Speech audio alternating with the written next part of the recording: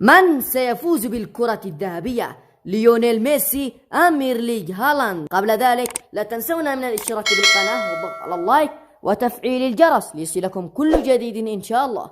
هنالك 3 أسباب. السبب الأول كأس العالم. فاز ميسي بكأس العالم ولم يسبق لهالاند حتى التأهل إليه، وكان ميسي في أفضل حالة في مونديال قطر، وهذا أمر رائع للاعب يبلغ 35 من عمره. وقاد ميسي منتخب الأرجنتين، وكان ميسي حاسما في كل دور من أدوار كأس العالم.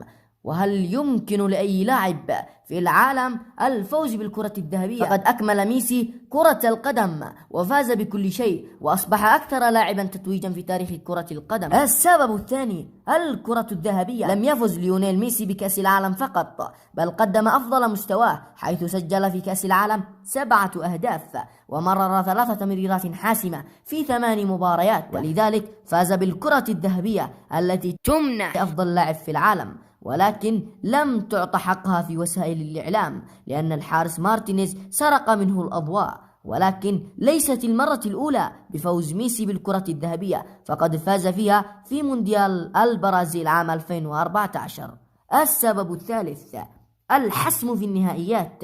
سجل إيرلينغ هالاند 52 هدف ومرر 9 تمريرات حاسمة في 53 مباراة في جميع المسابقات الموسم الماضي، فهالاند يفوق على عدد أهداف ميسي، ولكن هالاند لم يلعب في النهائيات بشكل حاسم، وذلك في نصف نهائي دوري أبطال أوروبا الموسم الماضي مباراة ريال مدريد ضد مانشستر سيتي، لم يسجل حتى هدفا واحد، ومن المرجح أن يلعب أداء في المباريات النهائية، وذلك بدور كبير عندما يحين وقت التصويت جائزة الكرة الذهبية.